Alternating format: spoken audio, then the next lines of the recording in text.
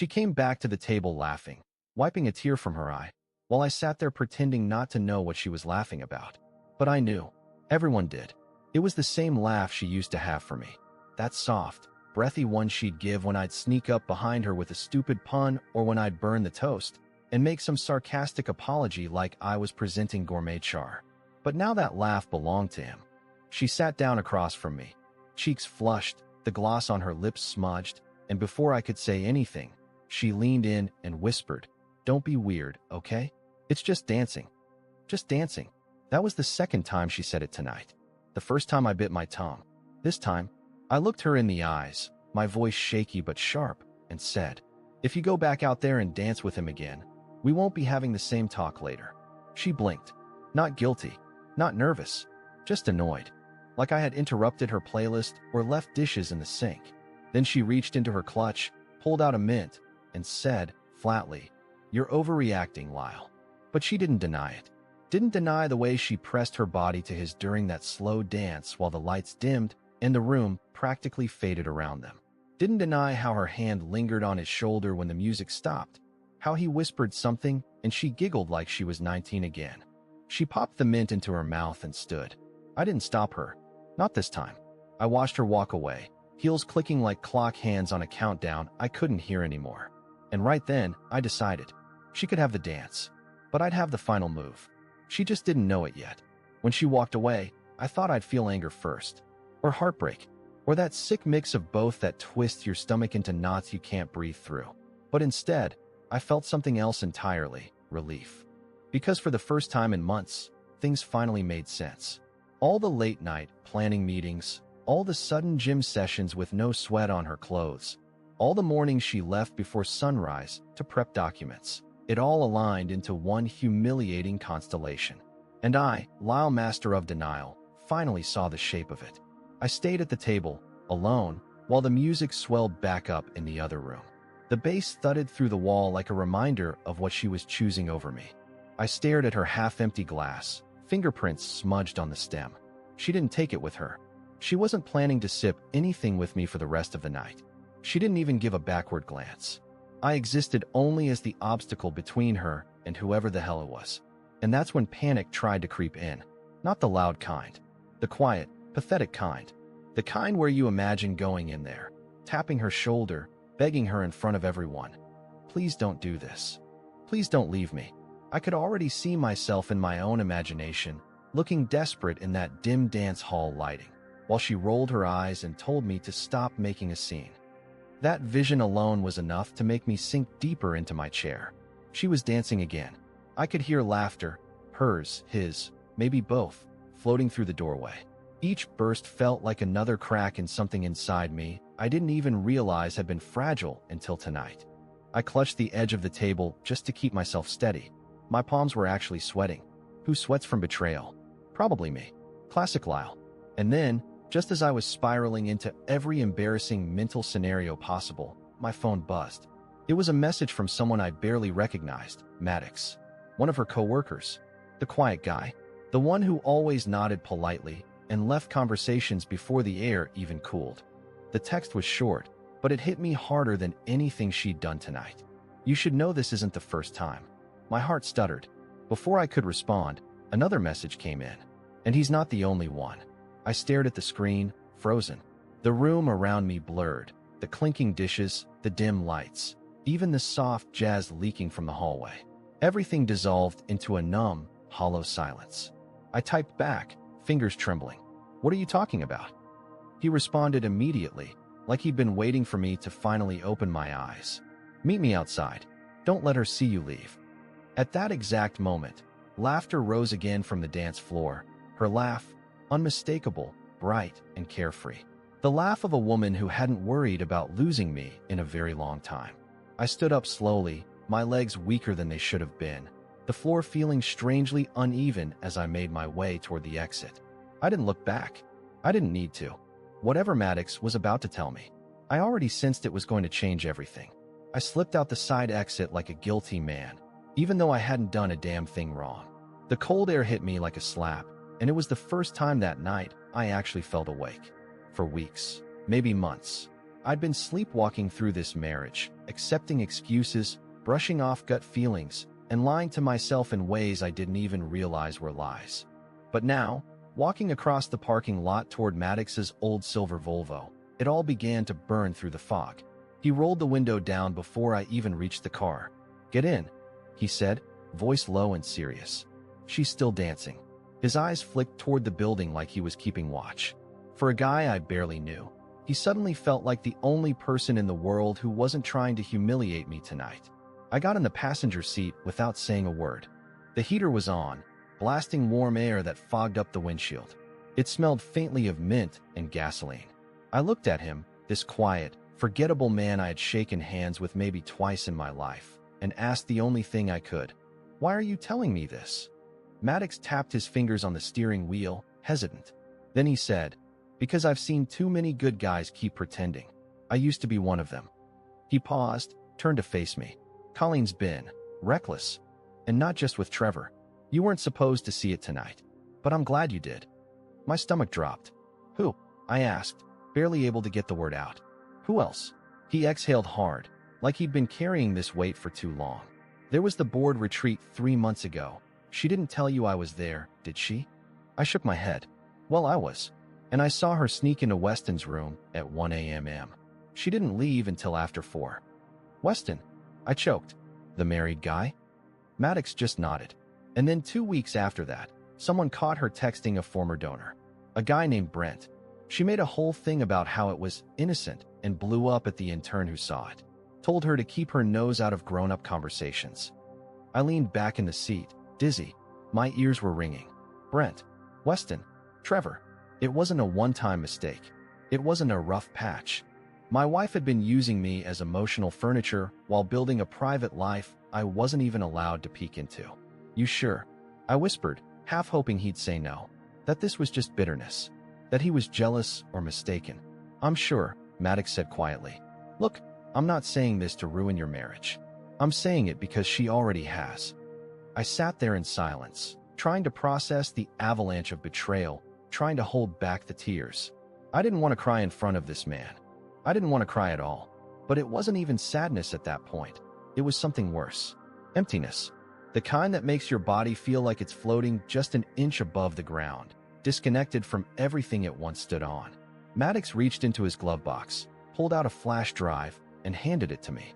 "This has photos from the retreat. She's not subtle. You'll know which ones." I took it in my hand like it was radioactive. "You didn't deserve this, man," he added. And I hated how much that sentence wrecked me. I stepped out of the car without saying goodbye. Just stood there in the parking lot, wind tearing through my suit jacket like punishment. I looked back at the building, the one she had disappeared into, and something in me snapped. She wasn't just dancing anymore. She was spiraling. And now? So was I? But not down. I was spiraling towards something I'd never done before, taking back control. I didn't go back inside. I stood there in that half-lit parking lot, holding the flash drive like it was a live grenade, and I realized something I hadn't let myself admit until that moment. Colleen wasn't going to stop. Not with a warning. Not with a plea. Not even with a confrontation. She was too far gone. Too drunk on the attention, the secrecy, the thrill of being wanted by men who weren't me. And I was just the placeholder she returned to when the music ended. The emotional motel.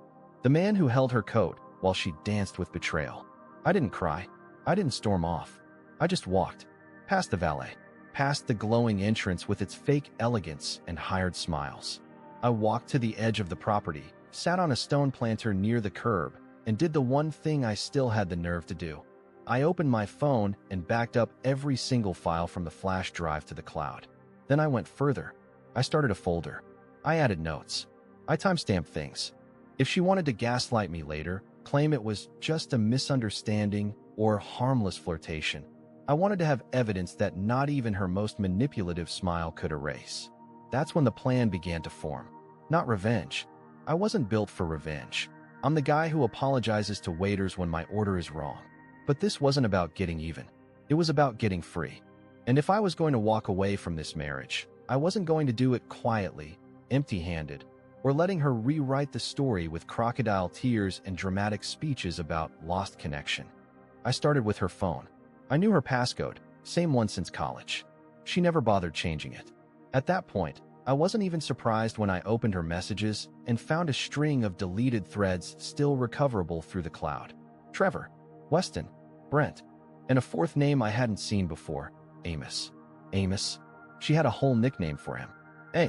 Little hearts in some of the messages. Pictures. One of them was. I had to look away.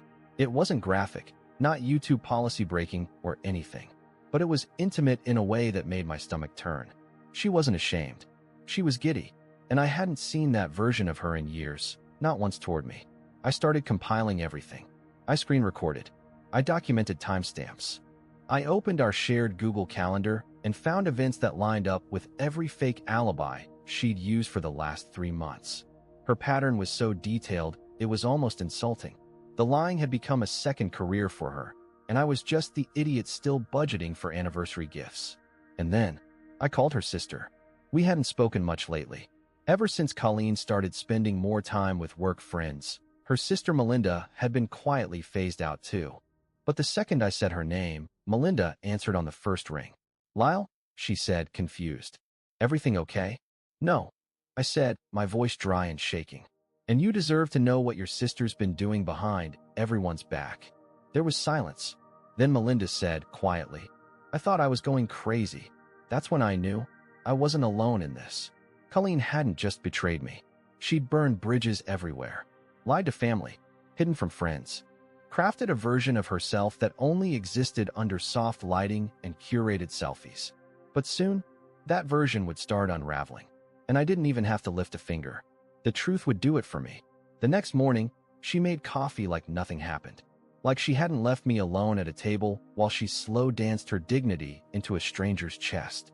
She stood there in her silk robe, humming some mindless tune, spooning sugar into her mug with a kind of relaxed grace that made me want to scream.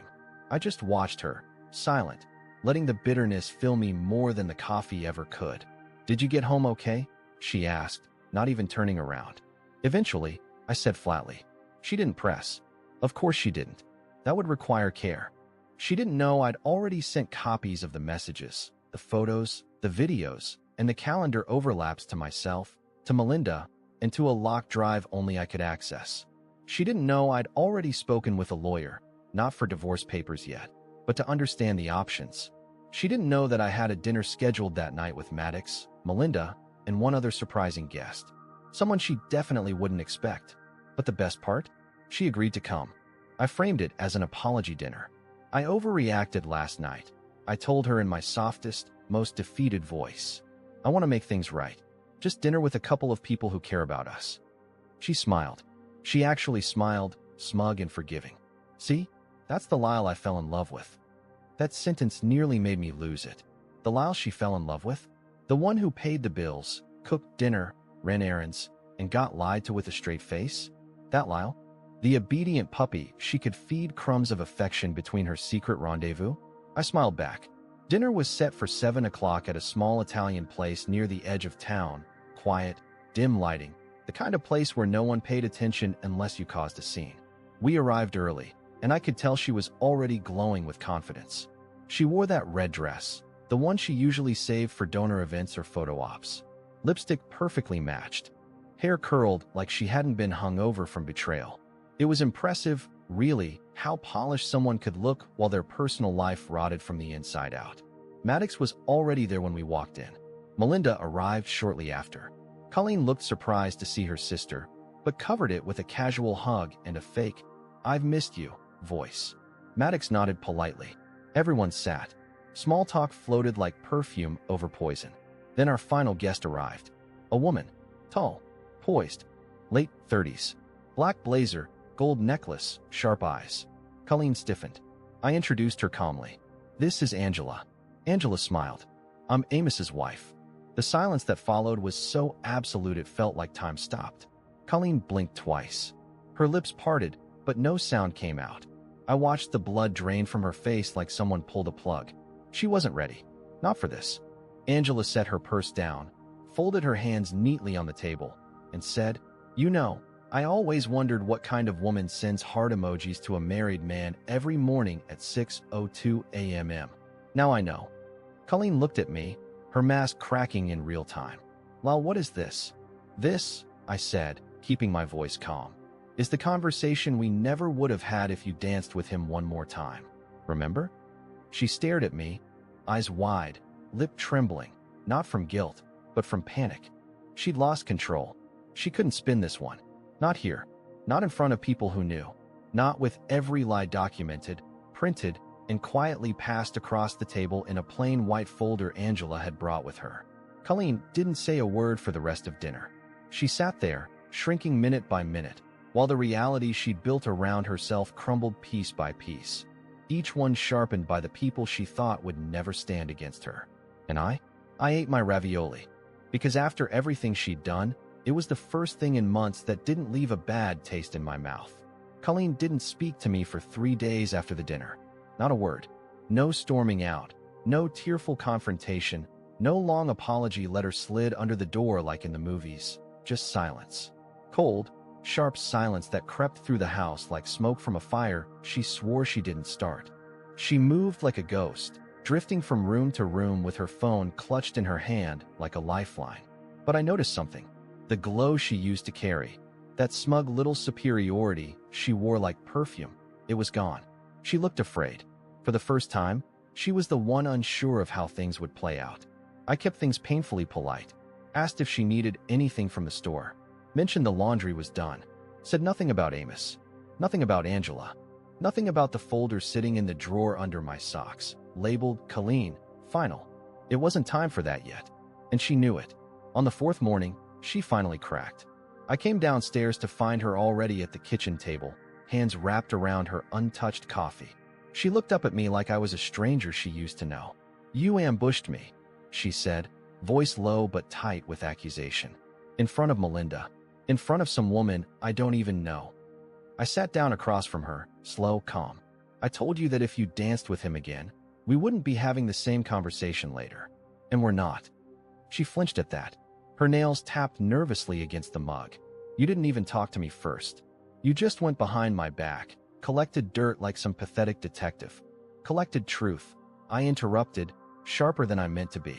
"Because you sure as hell weren't giving me any." She looked like she might lash out then, but the fire never came. It flickered behind her eyes and then died, smothered by the weight of knowing I wasn't bluffing anymore. "What do you want?" she asked finally. Not "I'm sorry." Not "let me explain." Just "what do you want?" That sentence told me everything. She wasn't sorry. She was calculating. "I want my time back," I said. "But since that's not possible, I'll settle for the truth. The full truth. Every name, every date, every lie." She actually laughed, short, bitter, hopeless. "You think I kept records?" "No," I said, standing up. "But I did." I walked away then, not to be dramatic, but because I knew if I stayed any longer, I'd scream. I demand to know how many times she'd looked me in the eye while texting someone else under the table. I demand to know how long she waited after I left for work before inviting someone into the bed I paid for. But I didn't ask those questions, because deep down, I already knew the answers. That night, she didn't sleep in our room. She curled up on the couch downstairs with a blanket that didn't cover her feet, watching some comfort show with the volume too low to hear. Maybe she thought it would earn sympathy. Maybe she was rehearsing a breakdown for tomorrow. But it didn't matter. The next morning, I called a locksmith. By the time she woke up, her access to the shared drive was gone. Her key still worked, for now, but that wouldn't last much longer. And neither would my patience. Because if she thought she'd hit the bottom already, she was wrong. The fall had just begun. The first real consequence didn't come from me. It came from her job. I wasn't expecting it to happen so soon. But apparently, Angela hadn't just shown up to dinner to make a scene. She showed up with receipts, and she didn't leave them in the glove box. The next morning, while Colleen was still curled up in the guest room with that same fraying blanket and dead-eyed stare, the emails started rolling in. I know because she screamed when she opened the first one. I stood in the hallway, toothbrush still in my mouth, when she shouted, "Are you kidding me?" She slammed her laptop shut like it betrayed her. Then she opened it again, slammed it a second time.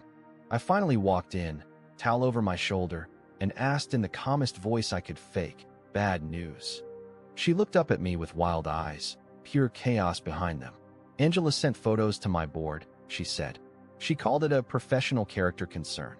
"Lyle, she's trying to destroy my reputation." I tilted my head. Isn't that what you did to your marriage? She didn't answer.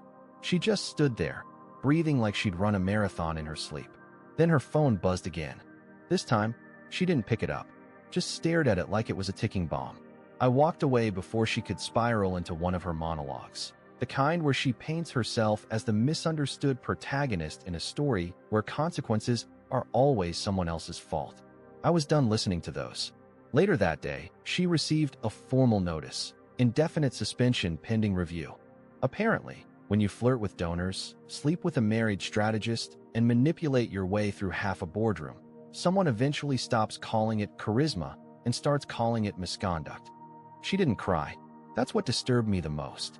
She just sat down, shoulders caved inward, and stared at the wall like a woman realizing the exit she thought she could run to was just a brick wall with fairy lights stapled on. Meanwhile, I had already opened a separate account, moved the majority of my paycheck there, closed access to anything joint, paused the mortgage payments, because soon I wouldn't be living here. I even returned the mattress. Yeah, I couldn't sleep on it anymore. The idea that someone else's sin had been on it while I was working night shifts to cover her career detours made me nauseous. When the delivery guys hauled it out, I felt lighter, like something real had finally been thrown away. Melinda texted me that night. She called me crying. Says you've turned everyone against her. I replied, I didn't turn anyone. She pushed. Melinda just sent back a heart emoji. That was the entire conversation. I didn't need more. The real kicker, though? Trevor, Mr. First Dance, he ghosted her. Apparently, once the board got involved, he distanced himself so fast he might have left smoke trails. Removed her from social media. Blocked her number. Word around the grapevine was, he claimed she misled him and crossed boundaries. That was rich, considering the way his hands had traveled down her back during that slow dance. But predators don't like being hunted. And once the spotlight turned toward him, he made sure she stood in it alone. She spent the next 2 days spiraling in private. No rants, no screaming, just long showers, longer silences, and short, broken sentences like, "Do you hate me?" and "Are we really not going to fix this?" I didn't answer those questions, because we weren't in a relationship anymore. We were in a slow-motion collapse, and I was already standing at the exit. It didn't end with screaming. It didn't end with divorce papers thrown across a table, or a shattered photo frame, or police at the door.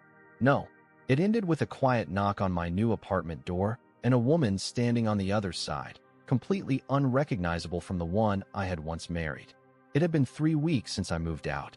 No warning, no dramatic goodbye, just an envelope on the kitchen table with my keys inside and a note that read, "This was never about making you hurt. It was about making me stop." I didn't look back. I found a small one-bedroom place across town, nothing fancy. Second floor. Window that overlooks a strip mall. But it was mine. Every morning, I made my own coffee and didn't have to wonder if someone else had used the same mug the night before. I slept better. I breathed easier. And for the first time in years, I didn't feel like I was auditioning for my own wife's attention. The knock came at 6:13 on a Thursday. I almost didn't answer. When I opened the door, she stood there in jeans and a hoodie. No makeup, hair tied back like she couldn't be bothered to pretend. In her hands, she held a manila envelope. Her eyes were red. "I'm not here to beg," she said before I could speak. "I'm not here to fix anything either. I know it's past that." I nodded slowly, unsure what to say. She held out the envelope. "These are the signed papers. I didn't fight anything. You deserve clean peace, not drawn-out punishment." I took the envelope but didn't open it. I didn't need to. Her face told me she was finally letting go. "I started therapy," she added, her voice breaking for the first time. "I know that doesn't change anything, but I wanted you to know I'm not hiding anymore." For a long moment, we just stood there. Two people who once believed forever was a real thing, now reduced to strangers trying to share the same air one last time. "I don't hate you, Colleen," I said, and I meant it. I didn't say it to comfort her. I said it because it was true. I pitied her. I resented what she did, but I didn't hate her. Hating her meant she still had that kind of power over me. Her eyes filled with tears she didn't bother wiping away. "I don't expect forgiveness," she whispered. "You don't need to expect it," I replied. "Just live better. That's enough." She nodded. For the first time in a long, long while, she didn't look like someone playing a part. She looked human. And then she left. No drama. No last-ditch plea. No final lie, just footsteps fading down the stairs. I closed the door, leaned against it, and exhaled deeper than I thought my lungs could manage. I looked around the apartment. It was still half-furnished, still awkward, still echoey, but it was mine, and it was finally filled with peace instead of performance. That weekend, I adopted a rescue dog, a floppy-eared mutt named Stanley who snores louder than a chainsaw and follows me from room to room like I'm the most interesting man alive. I started cooking again, reading again. I even laughed, really laughed, for the first time in what felt like a decade, when Stanley knocked over an entire tray of laundry with his tail and then tried to look guilty. It wasn't the life I expected, but it was finally mine, and somehow, that made it better than anything I thought I'd lost.